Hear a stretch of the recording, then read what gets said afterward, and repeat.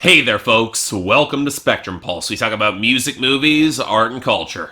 And today we're going to be talking about the newest album from Lights and Motion called Dear Avalanche. So, okay, here's the truth of it. For as much post-rock as I've tended to hear, I like the genre, but I also don't really seek it out. And I'm not really sure why that is. Yeah, I don't deny that some of it is because if I'm going to be listening to this sort of atmospheric, blurred over, melodic rock tones, I might as well just take that next step and listen to black metal. But the truth runs a little bit more complicated than that. For one, a lot of the post-rock that I tend to hear doesn't have a lot of lyrics, and I've been well known for citing that as a big factor behind a lot of my favorite music. But it also ties back to that for as much post-rock as I've heard, a lot of it starts to, well, blur together more than it otherwise should. I like the tones, I like the renewed focus on melody and rock, I really like the commitment to crescendos and musical dynamics, but beyond that, a lot of these pieces don't tend to hook me as deeply as I would otherwise like. Now, for instance, let's take Lights in Motion. This is a Swedish post-rock act, the solo project of Christopher Franzén, and it's known for a certain cinematic swell and scope, and from the brighter, guitar-driven tones of his debut album in 2013, Reanimation, to the piano-driven Save Your Heart that same year, to the more lush and orchestral Chronicle in 2015, it's easily some of the prettiest and most serene post-rock that I've ever heard. It's no surprise it's been picked as backing orchestration for a lot of modern TV and movie projects. But on some level, that might be part of the issue. Lights in Motion make music that sounds generally pretty appealing, but doesn't exactly have a distinctive tone and original feel beyond a couple obvious comparison points to Explosions in the Sky, which, yes, it makes it ideal for advertising, but that financial blessing for the group can also be a bit of a hidden curse. And yep, thanks to Patreon, the newest project, Dear Avalanche, wound up on my schedule, with buzz suggesting there was going to be more strings textures to be shifted and changed, along with more vintage synthesizers. And this raised some mixed feelings for me. I don't exactly mind colder synths, but Save Your Heart was easily the softest work that this guy has put out by playing to more of that keyboard piano mold, and that kind of melancholy can really quickly run out of steam in my books. But whatever, I was curious to hear more, so how was Dear Avalanche? Well, honestly, I'm kind of at a loss here. Not just that somebody put this on my schedule, but how to even really cover it? I mean, it's pleasant, it's atmospheric, it's generally likable, but maybe it's a factor of how so much of this sort of music is now being used for generic soundtrack filler, but I'm nowhere near as enticed or entranced by Dear Avalanche as I would like to be. And the more that I think about it, it's more linked to the same reasons that I find all this guy's albums pretty generally pleasant, but not transcendent in the way that great post-rock really should be. And since there are no lyrics on this album, let's try to keep this brief, shall we? Now, if you're familiar with Lights in Motion at all, Dear Avalanche will not surprise you all that much. For as much as this album cited that it was going to be using more vintage synthesizers or opting for strings production that might be a little bit more experimental, that's really not the case. The few synths that do show up are the sort of ethereal, glassy tones that blend in near perfectly with the rest of the mix, and it's near identical for a lot of the strings, which are pushed into these thin, shimmering high layers to add more depth in the upper register to enhance that heavenly feeling. They play with a thick layer of reverb to even further blunt and cushion any element of texture. If you were going into this album looking to pick up more tones that might actually have a little bit of abrasion or actually pushing that pristine sound into having something of an edge, well, what the hell were you expecting from Lights in Motion? I don't know anything close to that was even on the drawing board. And that indeed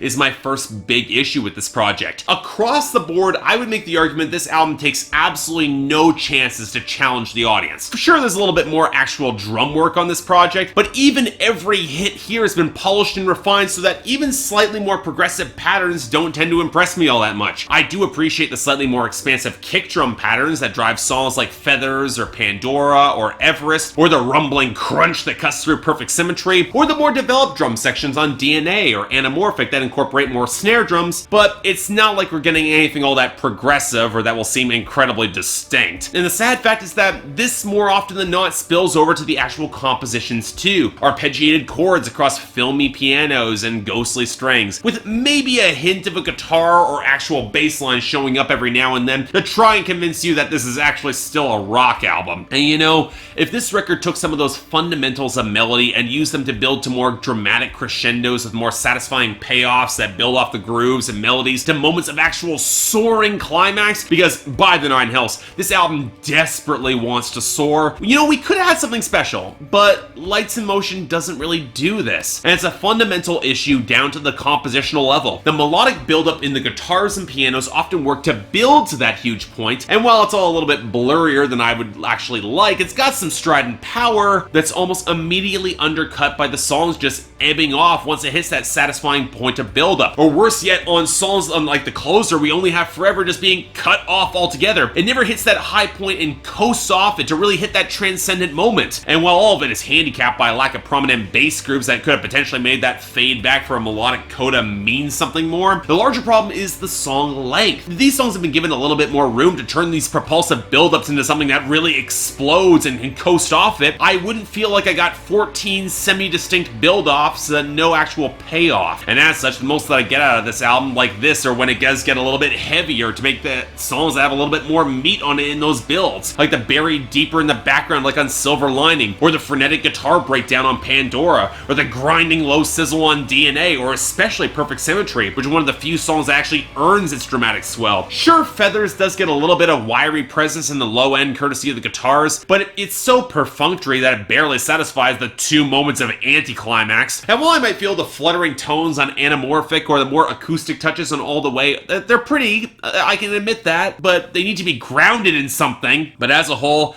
the more I listen through this project, the more I'm wondering why anybody would want me to cover this. It's like asking a film critic to review stock footage. Yeah, sure, it's pretty. There are moments and roots of a decent melodic idea at the core, and a few of these pieces do have some dramatic swell where you get hints of the artist behind it. Without more distinct instrumental character in the production, or really the composition, I can't endorse this. I guess the question is whether or not it succeeds in what it's trying to do, and on that basis I'm thinking a kind of a strong 5 out of 10, but considering so much of this feels like Baby's first post-rock in terms of composition, production, dramatic payoff, even a lot of the orchestration, it's only recommended if you're looking for music to soundtrack your vaguely inspirational scene on your TV show or montage that relies on other things for its dramatic payoff within that scene. But outside of that, or maybe using this album to put me to sleep, I'd skip it. Not a lot here. So yeah, thanks a lot for watching. If you'd like to like and subscribe, I'd be more than grateful. If anything I described interests you, the link to actually buy the album is in the description below. And if all you actually really love this album, you want to comment more, hey, there's the poll, there's your opportunity.